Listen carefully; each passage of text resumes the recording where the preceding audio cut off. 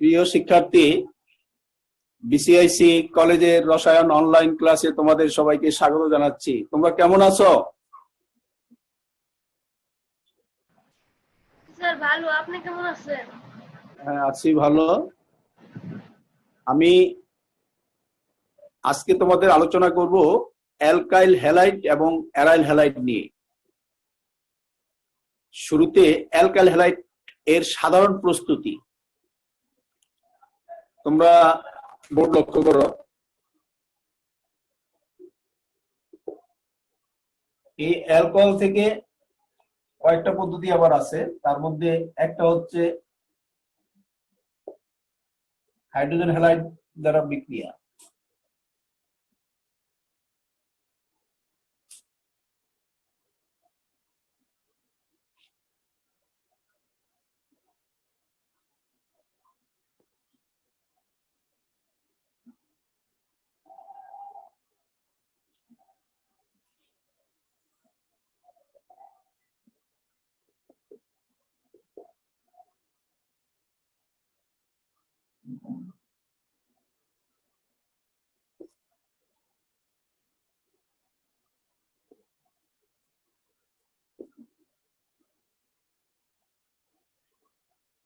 দেখো, এইটা কি অ্যালকোহল।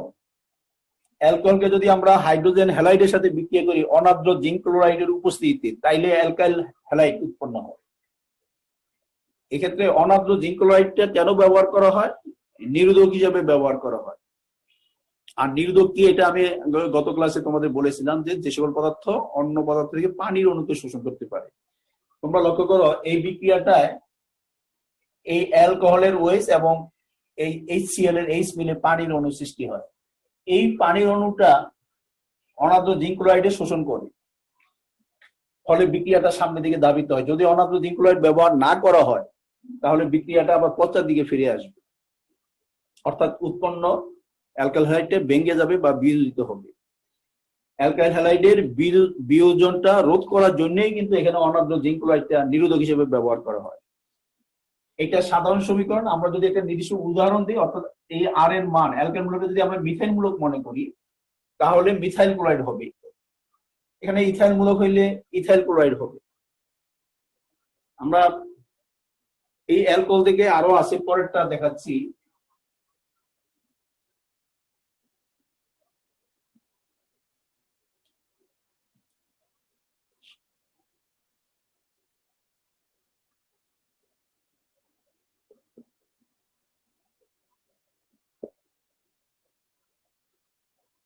আমরা যদি ফসফরাস পেন্টাক্লোরাইডের সাথে বিক্রিয়া করি অ্যালকোহলকে, তখন এই হাইড্রোক্সি মূলকটা ক্লোরিন দ্বারা প্রতিস্থাপিত হবে। এখানে ক্লোরিনটা এখানে আসবে।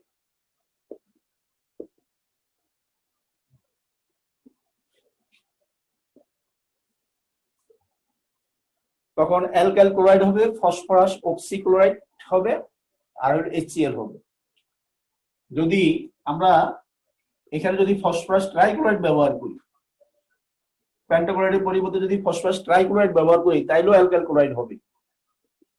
তখন কিন্তু মনে রাখবে, তখন এখানে যে দুইটা প্রোডাক্ট হয়, তখন এখানে একটা মাত্র প্রোডাক্ট হবে, সেটা হলো H3PO3, ফসফরাস অ্যাসিড।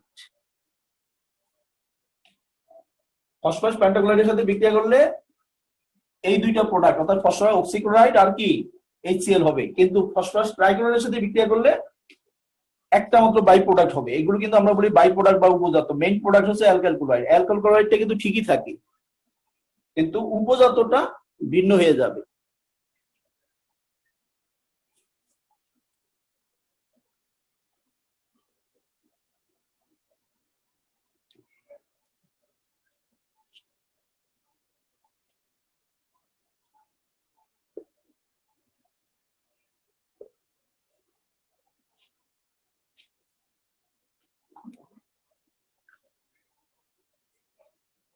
এটার নাম কি? Thionyl chloride. থায়োনিল ল্যাটিন ভাষায় সালফারকে বলা হয় থায়ো, তো থায়ো থেকে থায়োনিল ক্লোরাইড। এটা কি হবে? এখানেও এই হাইড্রোজেন মূলকটা এখানে ক্লোরিন দ্বারা প্রতিস্থাপিত হবে।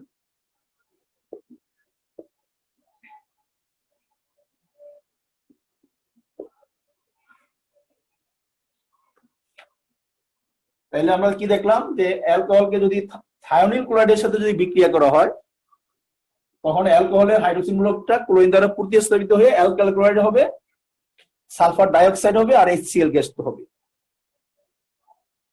এখানে যদি আর এর মান যদি আমরা যদি ইথাইল মূলক মনে করি CH3CH2, তখন কি হবে?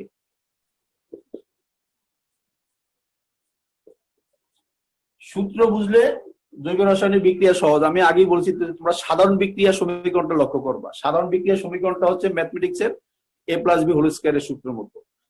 তুমি যদি সূত্র না বুঝো অঙ্ক বেশি দিন করতে পারবে না। তাহলে দেখো এখানে আর এর মানটা যে কোনোটা হতে পারে, মিথাইল হতে পারে, ইথাইল হতে পারে, প্রোপাইল হতে পারে, কিন্তু বিক্রিয়াটা হবে এই হাইড্রোক্সিল মূলকে। এত হাইড্রোক্সিল মূলকের বিক্রিয়াটা একই রকম, এই হাইড্রোক্সিল মূলকটা এই ক্লোরিন দ্বারা প্রতিস্থাপন করবে। তাহলে কি হবে? এখানে ইথাইল ক্লোরাইড হবে,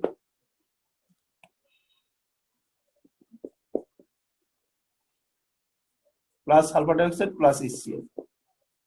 এই যে বাই প্রোডাক্ট বা উপজাত এগুলো কিন্তু একই রকম থাকবে। এইগুলো অ্যালকোহল থেকে কিভাবে আমরা অ্যালকাইল হ্যালাইড বা হ্যালোজেন অ্যালকেন তৈরি করতে পারি, এরপরে আমরা অ্যালকিন থেকে কিভাবে অ্যালকাইল হ্যালাইড পাওয়া যায় সেটা দেখব।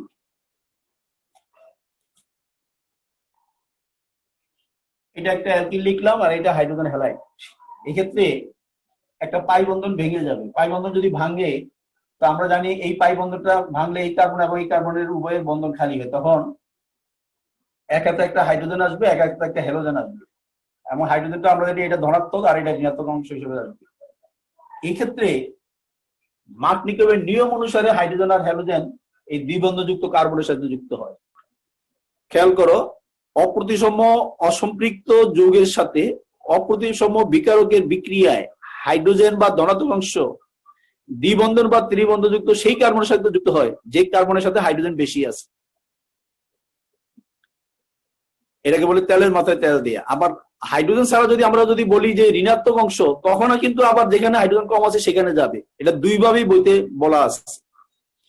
যাই হোক, তোমরা খেয়াল করো, এখানে হাইড্রোজেনটা যাবে এই দ্বিবন্ধন বা ত্রিবন্ধযুক্ত সেই কার্বনের সাথে যেখানে হাইড্রোজেন বেশি আছে। হাইড্রোজেন কোনটার মধ্যে বেশি আছে? এইটা, এখানে যাবে হাইড্রোজেনটা, আর হ্যালোজেনটা আসবে এখানে।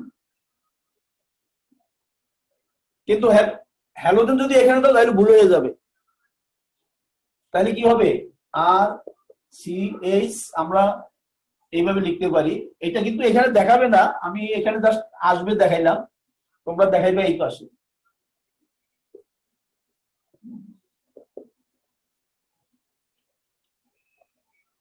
এটা একটা হ্যালোজেন।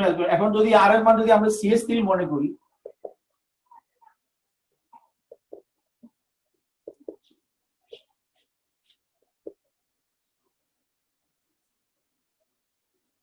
পাই বন্ধন ভাঙলে এই বন্ধনটা ভাঙলে একটা পাই বন্ধন ভাঙে মানে দুই পাশে দুইটা কার্বনের বন্ধন খালি হয়ে যায়। এরকম ব্রোমিনটা আসবে এখানে, হাইড্রোজেনটা যাবে এখানে। তাইলে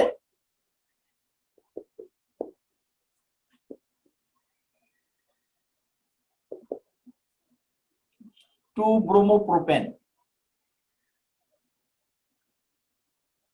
এটা আরেকটা পদ্ধতি আমরা যাচ্ছি।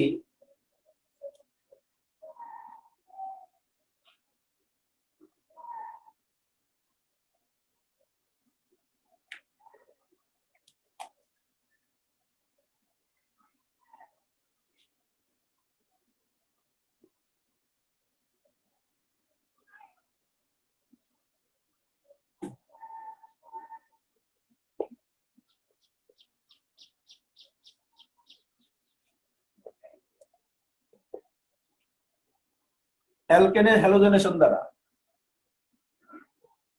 এটা একটু আগে বর্ণনাটা শুনো।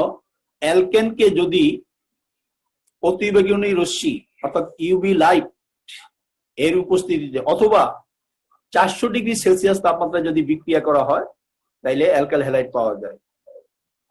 আমি মিথেনের ক্ষেত্রে উদাহরণটা দেখাচ্ছি, তোমরা একটু বোর্ড লক্ষ্য করো।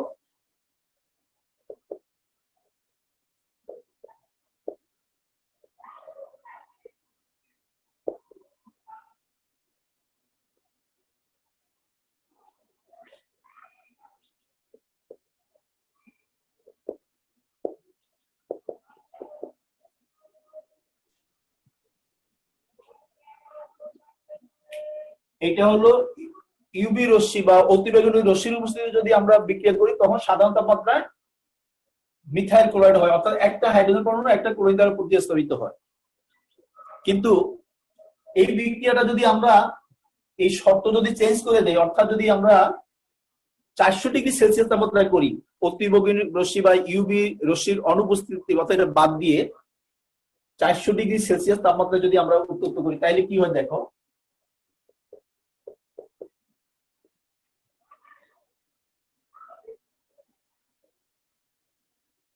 তখন এই মিথেন অণুর 4টি হাইড্রোজেন পরমাণু পরপর প্রতিস্থাপিত হবে। তাহলে কি হয় দেখো,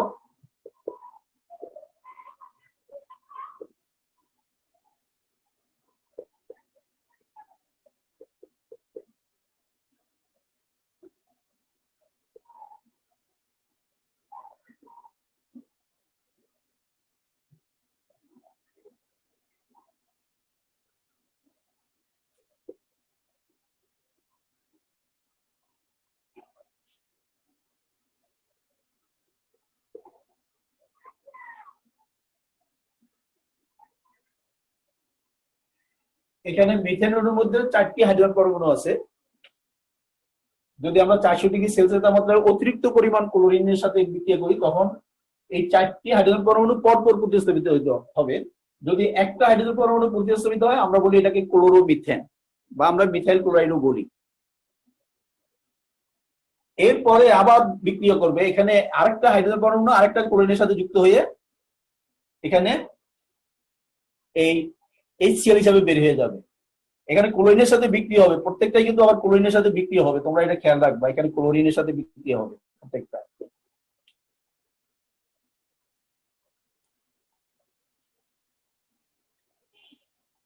অর্থাৎ এই দুইটা ক্লোরিন আছে এখানে, দুইটা ক্লোরিনে একটা ক্লোরিন এখানে আসবে, আসলে কি হবে ক্লোরিন দুইটা হয়ে যাবে, আর একটা ক্লোরিন আবার এইচ এর সাথে যুক্ত হয়ে HCl হবে। HClটা আমরা সাধারণত সামনে লিখি, কিন্তু এখানে মাইনাস দিয়ে লিখলাম। কেন মাইনাস দিয়ে লিখলাম?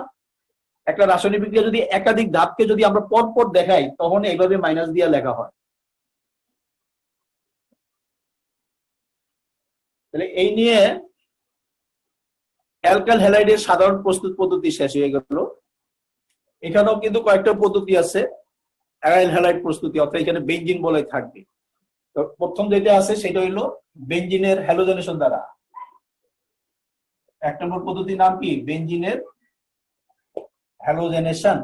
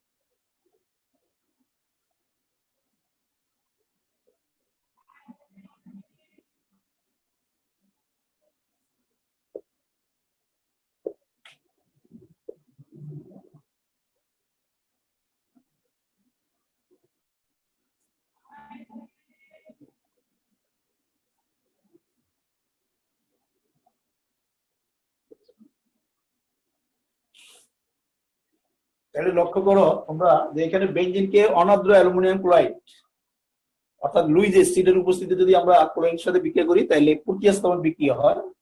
এখানে একটা হাইড্রোজেন পরমাণু আমরা আছে, আমরা দেখাই বা না দেখাই, এই হাইড্রোজেন পরমাণুটা এখানে ক্লোরিন অণুটা এভাবে ভাঙবে, এর সাথে এটা যুক্ত হবে, যুক্ত হয়ে HCl হবে, আর এই ক্লোরিনটা এখানে এসে প্রতিস্থাপিত হবে। একইভাবে যদি আমরা ব্রোমিনের সাথে বিক্রিয়া করি, হ্যাঁ এখন এখানে যখন ব্রোমিন থাকবে তখন কিন্তু এখানে ব্রোমিন হবে, অর্থাৎ ক্লোরিন থাকলে ক্লোরিন হবে, ব্রোমিন থাকলে ব্রোমিন হবে।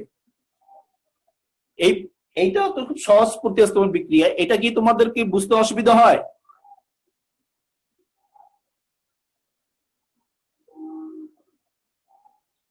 কারো কোনো প্রশ্ন আছে? বুঝো না এরকম? না স্যার। আচ্ছা, এরপরেরটা যাচ্ছি।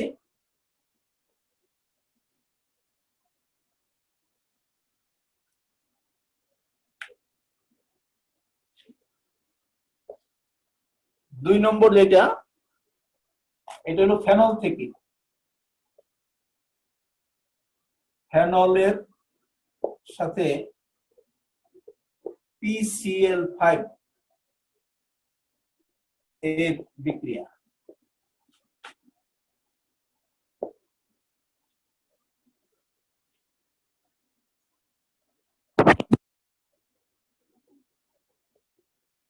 এটা জানো যে ফেনল এর সাথে যদি আমরা PCl5 অর্থাৎ ফসফরাস পেন্টাক্লোরাইডের সাথে বিক্রিয়া করি, তখন এই হাইড্রোজেন মূলকটা এখানে ক্লোরিন দ্বারা প্রতিস্থাপিত হবে।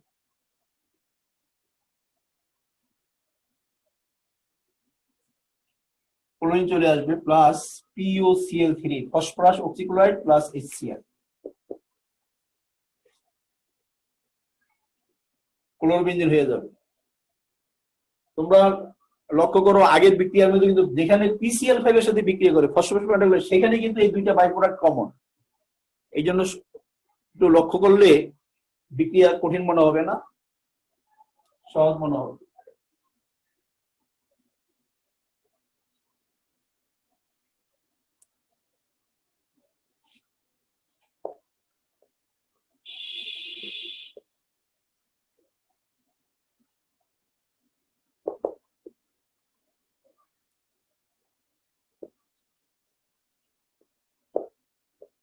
স্যান্ডমেয়ার বিক্রিয়া দ্বারা প্রস্তুত করা যায়। দেখো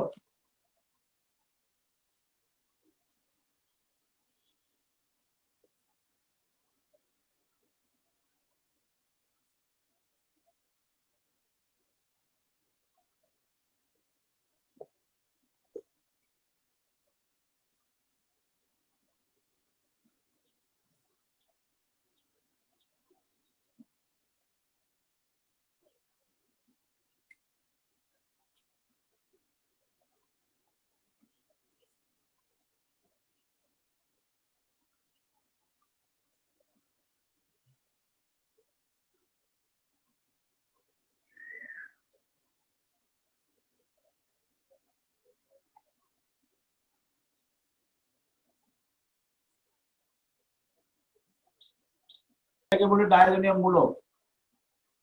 এই ডায়াজোনিয়াম মূলকটা যদি বেঞ্জিন বলয়ের সাথে যুক্ত থাকে তাহলে বলা হয় বেঞ্জিন ডায়াজোনিয়াম ক্লোরাইড। তাহলে স্যান্ডমেয়ার বিক্রিয়াটা একটু বোঝা দরকার তোমাদের। এটা অনেক সময় পরীক্ষায় আসে যে স্যান্ডমেয়ার বিক্রিয়া কি। উত্তর হচ্ছে বেঞ্জিন ডায়াজোনিয়াম ক্লোরাইড লবণকে কিউপ্রাস ক্লোরাইড এবং HCl এর মিশ্রণ সহ যদি 100 ডিগ্রি সেলসিয়াস তাপমাত্রায় বিক্রিয়া করা হয় তাহলে ক্লোরোবেঞ্জিন এবং নাইট্রোজেন পাওয়া যায়। কিন্তু একই বিক্রিয়া যদি কিউপ্রাস ব্রোমাইড এবং হাইড্রোজেন ব্রোমাইডের মিশ্রণের সাথে বিক্রিয়া করা হয় তখন ব্রোমোবেঞ্জিন পাওয়া যায়। এই বিক্রিয়াটাকে আবিষ্কারকের নাম অনুসারে স্যান্ডমেয়ার বিক্রিয়া বলে। দেখো এখানে এটার নাম কি? Cuprous chloride, Cu2Cl2, cuprous chloride বা কপার 1 ক্লোরাইড, যেহেতু এখানে কপারের যোজন হলো 1। তো এখানে লক্ষ্য করো যখন কিউপ্রাস ক্লোরাইড ব্যবহার করা হবে সাথে হাইড্রোজেন ক্লোরাইড ব্যবহার করা হবে, কিন্তু যদি কিউপ্রাস ব্রোমাইড ব্যবহার করা হয় তখন হাইড্রোজেন ব্রোমাইড ব্যবহার করা হবে। প্রোডাক্ট কিন্তু তখন ভিন্ন হয়ে যাবে। টলুইনের ক্লোরিনেশন দ্বারা, দেখো টলুইনের ক্লোরিনেশন বিক্রিয়াটা আমি একটু বর্ণনাটা তোমাদের আগে বলছি। টলুইনকে ক্লোরিনের সাথে দুই ভাবে বিক্রিয়া করা যায়। একটা হচ্ছে হ্যালোজেন বাহকের উপস্থিতিতে। হ্যালোজেন বাহক যেমন অনাদ্র অ্যালুমিনিয়াম ক্লোরাইড, অনাদ্র ফেরিক ক্লোরাইড, অনাদ্র ফেরিক ব্রোমাইড, যেগুলোকে আমরা লুইস অ্যাসিড বলি, এগুলোকে বলে হ্যালোজেন বাহক। হ্যালোজেন বাহকের সাথে যদি টলুইনে বিক্রিয়া করা হয় তখন দুইটা প্রোডাক্ট পাওয়া যায়, একটা অর্থোক্লোরোটলিন, একটা প্যারাক্লোরোটলিন। কিন্তু যদি হ্যালোজেন বাহকের অনুপস্থিতিতে, সূর্যালোকের উপস্থিতিতে বা ফুটন্ত টলুইনের মধ্যে যদি ক্লোরিন গ্যাস চালনা করা হয় তখন টলুইনের মিথাইল মূলকের হাইড্রোজেন পরমাণু 3টি পরপর প্রতিস্থাপিত হয়ে যথাক্রমে বেনজাইল ক্লোরাইড, বেনজাল ক্লোরাইড এবং বেনজো ক্লোরাইড উৎপন্ন করে। তোমরা বিক্রিয়া বোর্ডে লক্ষ্য করো, তখন ক্লিয়ার হবে।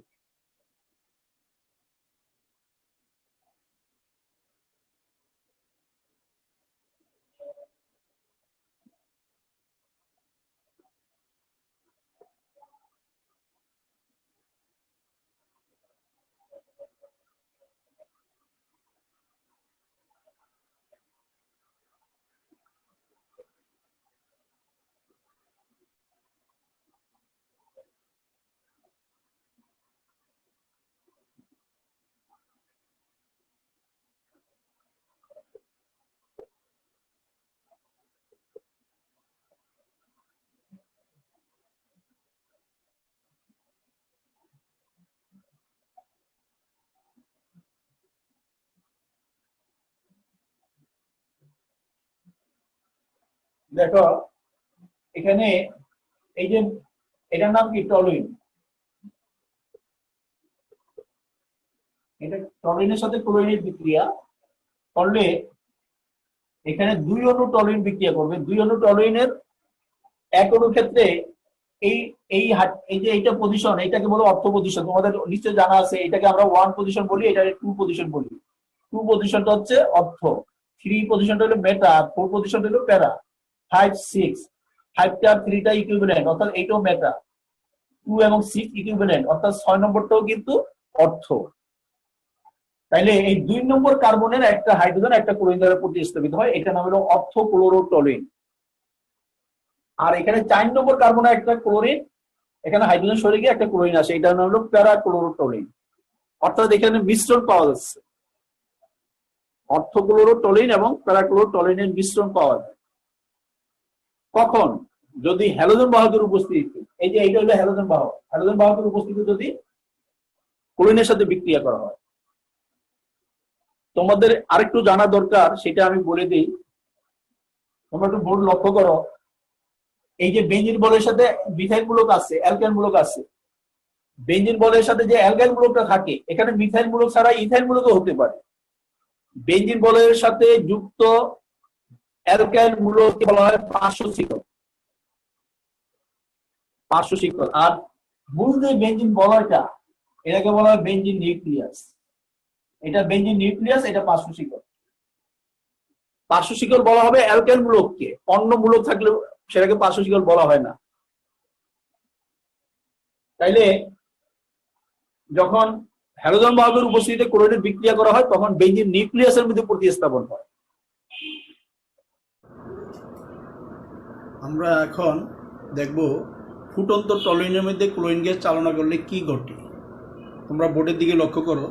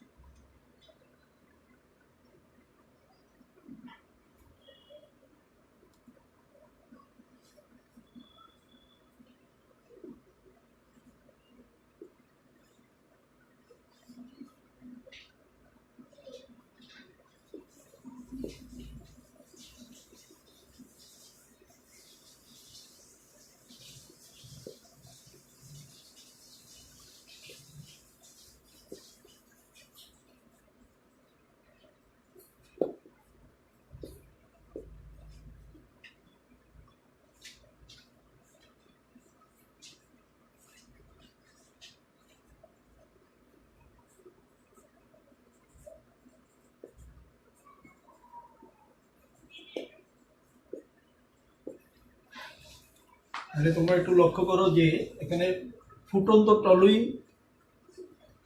এর মধ্যে ক্লোরিন গ্যাস চালনা করলো, অথবা সূর্যালোকের উপস্থিতিতে ক্লোরিন গ্যাসের সাথে টলুইনের বিক্রিয়া। সেক্ষেত্রে কি ঘটবে? সেক্ষেত্রে এই যে পার্শ্ব শিকল যেটা আছে মিথাইলমূলক, সেখানে 3টা হাইড্রোজেন পরমাণু আছে। এই 3টা হাইড্রোজেন পরমাণু ক্লোরিন দ্বারা পরপর প্রতিস্থাপিত হবে। একটা হাইড্রোজেন পরমাণু যদি একটা ক্লোরিন দ্বারা প্রতিস্থাপিত হয় তাহলে এটাকে আমরা বলি বেনজাইল ক্লোরাইড। আরেকটা হাইড্রোজেন যদি প্রতিস্থাপিত হয় বেনজাল ক্লোরাইড, আরেকটা যদি প্রতিস্থাপিত হয় বেনজো ক্লোরাইড। অর্থাৎ যথাক্রমে বেনজাইল ক্লোরাইড, বেনজাল ক্লোরাইড এবং বেনজো ক্লোরাইড উৎপন্ন হয়। আমরা এরপরে আলোচনা করব ডিডিটি।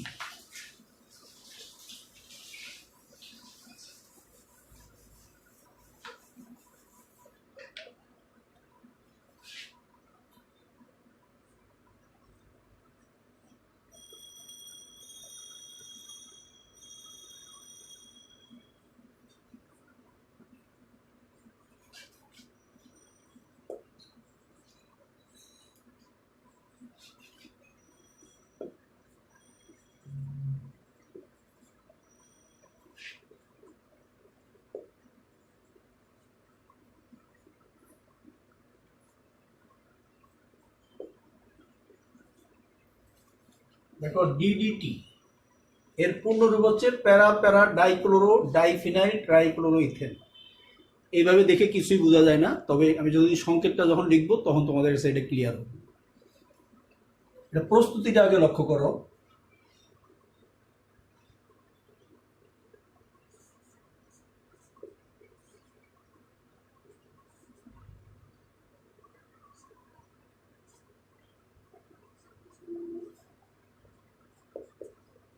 এটার নাম কিন্তু ট্রাইক্লোরো ইথানেল।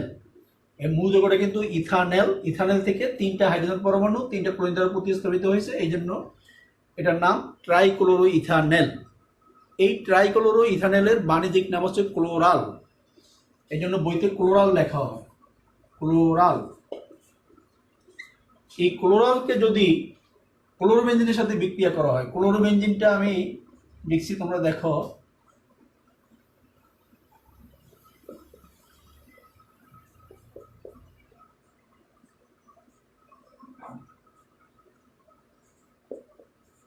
আমি 2 অণু ক্লোরোবেনজিন লিখলাম বিক্রিয়া বোঝানোর সুবিধার জন্য এইভাবে। আর হাইড্রোজেনটা আমরা সাধারণত দেখাই না, তবে এখন বিক্রিয়া বোঝানোর জন্য এখানে হাইড্রোজেনটা দেখাইলাম।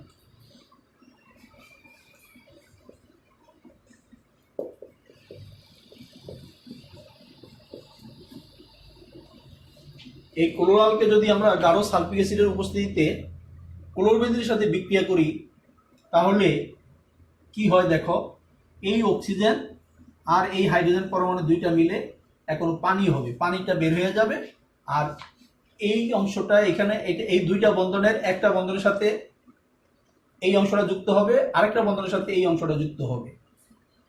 এই যে একটা অংশ, এই শুধু এই অংশটাকে বলা হয় এই ক্ষেত্রে প্যারাক্লোরো ফিনাইল মূলক। এই শুধু এই অংশটার নাম এখন হাইড্রোজেন বাদ দিলে প্যারাক্লোরো ফিনাইল। অর্থাৎ এখানে একটা প্যারাক্লোরো ফিনাইল যুক্ত হবে, এখানে একটা প্যারাক্লোরো ফিনাইল যুক্ত হবে। তাইলে সংকেতটা কি দাঁড়ায় তোমরা একটু লক্ষ্য করো।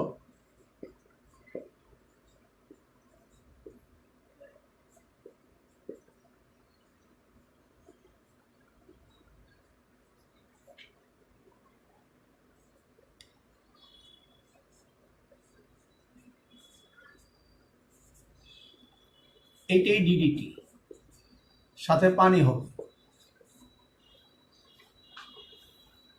এই সংকেতটার এই যে নামটা বলছিলাম যে প্যারা প্যারা ডাইক্লোর ডাইফিনাইল ট্রাইক্লোরো ইথেন, এই নামটা কিভাবে হলো তোমরা ভালো করে খেয়াল করতে হবে।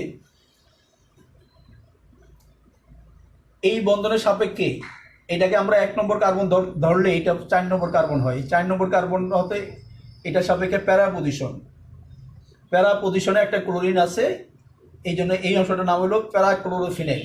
এই প্যারাক্লোরোফিনাইলের এই প্যারা, আবার এই একটা প্যারাক্লোরোফিনাইলের এখানে আরেকটা প্যারা, আবার এইটা প্যারাক্লোরোফিনাইল, এটা প্যারাক্লোরোফিনাইল, দুইটা মিলে ডাইক্লোরোফিনাইল, এই জন্য ডাইক্লোরোফিনাইল।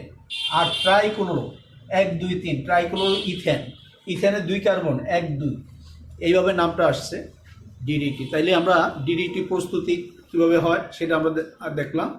এখন ডিডিটির ব্যবহারটা কি? এটা একটা শক্তিশালী জীবাণুনাশক এবং কীটনাশক হিসেবে আগে ব্যবহার হতো, তবে এটি পরিবেশের জন্য ক্ষতিকর হওয়ার কারণে বর্তমানে আন্তর্জাতিকভাবে এটির ব্যবহার নিষিদ্ধ করা হয়েছে। আমরা এরপরে আলোচনা করব ফিরিয়ন্স নিয়ে।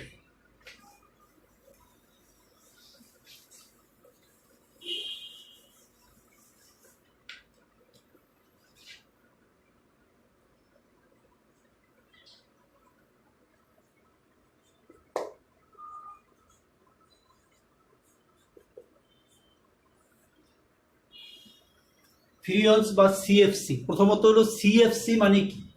সিএফসি এর পূর্ণরূপ হলো ক্লোরো কার্বন, ক্লোরো কার্বন। এখন প্রশ্ন হচ্ছে ক্লোরোফ্লোরো কার্বন অর্থাৎ সিএফসিটা আবার কি? এটার উত্তর হচ্ছে মিথেন এবং ইথেনের ক্লোরিন এবং ফ্লোরিন জাতক সমূহকে বলা হয় সিএফসি বা ক্লোরোফ্লোরো কার্বন। আর এই সিএফসি এর বাণিজ্যিক নাম হচ্ছে ফিরিয়ন্স। তোমরা বইতে বিভিন্ন ধরনের ফিরিয়ন্সের নাম পাও, ফিরিয়ন্স 11, ফিরিয়ন্স 12, সেই উদাহরণগুলো তোমরা একটু লক্ষ্য করো।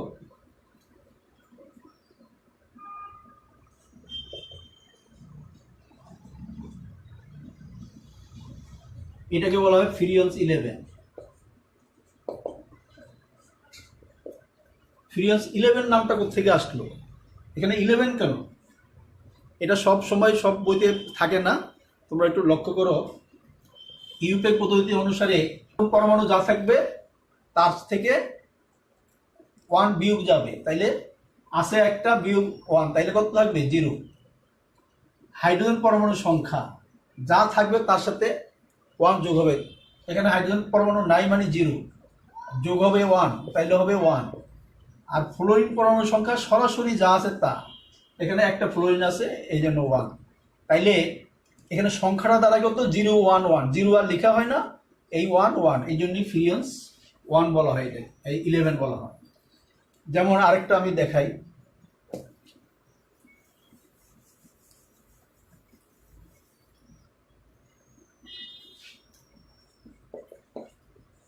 CF2Cl2, এটার আমরা নামকরণ করব ইউপেক পদ্ধতি অনুসারে।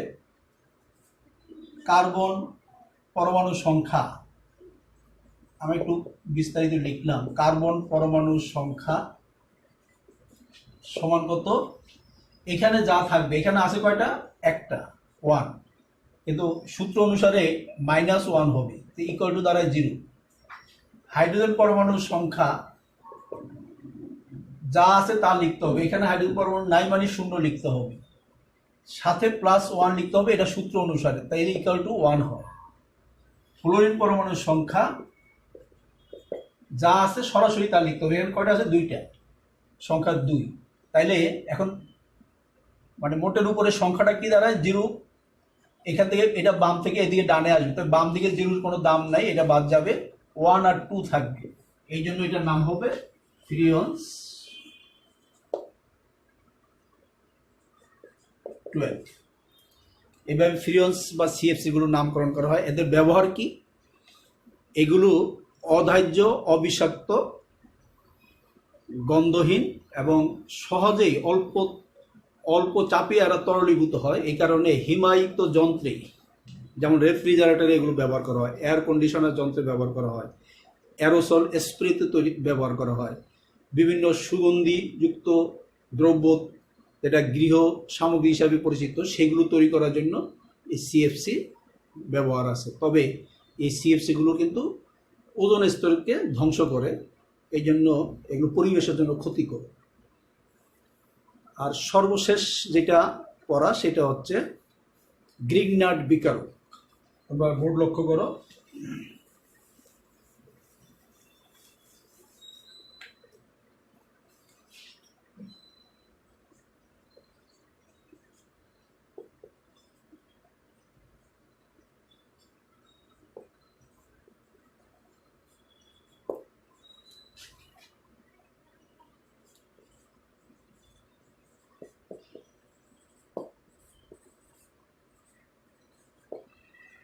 গ্রিগনাট বিকারক ও গ্রিগনাট বিক্রিয়া। গ্রিগনাট বিকারক কাকে বলে? অ্যালকাইল ম্যাগনেসিয়াম হ্যালাইড বা অ্যারাইল ম্যাগনেসিয়াম হ্যালাইড কে আবিষ্কারকের নাম অনুসারে গ্রিগনাট বিকারক বলা হয়। এই অ্যারাইল মূলক বলতে এরাইল বেঞ্জিন বলে থাকবে। আমরা যদি এইটার একটা উদাহরণ লিখি, মিথাইল মূলক যদি এটা মনে করি তাইলে মিথাইল ম্যাগনেসিয়াম, আমরা যদি হ্যালোজেনের জায়গায় ব্রোমিন মনে করি তাহলে মিথাইল ম্যাগনেসিয়াম ব্রোমাইড।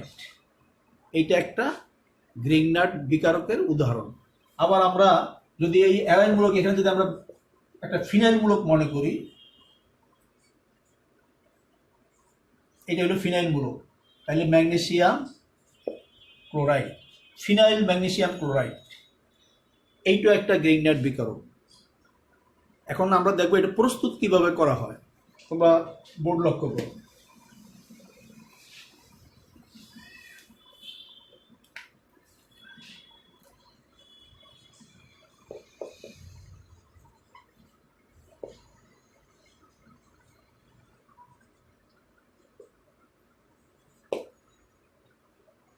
অ্যালকাইল হ্যালাইডকে যদি ম্যাগনেসিয়াম ধাতুর সাথে বিক্রিয়া করা হয়, এই বন্ধুরা ভেঙে যায়। ভাঙলে এই ম্যাগনেসিয়ামটা মাঝখানে ঢুকবে। আমরা জানি ম্যাগনেসিয়াম যদি 2, তখন ম্যাগনেসিয়ামটা দ্বিযুগী হওয়ার কারণে দুইটা বন্ধনের সাথে এক পাশে আসবে অ্যালকাইল মূলকটা, আরেক পাশে আসবে হ্যালোজেনটা, অ্যালকাইল ম্যাগনেসিয়াম হ্যালাইড, অর্থাৎ গ্রিগনাট বিকারক হয়ে যাবে। আমরা যদি এখানে উদাহরণ দিতে চাই, এটা সাধারণ বিক্রিয়া। আমরা যদি মনে করি যে এটা ইথাইল মূলক, ইথাইল, আমরা ইথাইল ক্লোরাইড মনে করলাম, এইটা ম্যাগনেসিয়াম ধাতুর সাথে বিক্রিয়া করে শুষ্ক ইথার দ্রাবকের সাথে, শুষ্ক ইথার এটা দ্রাবক হিসাবে উপস্থিত থাকবে। তাহলে বিক্রিয়াটা কিভাবে করবে? এই বন্ধটা ভাঙবে, এই ম্যাগনেসিয়ামটা মাঝখানে ঢুকবে।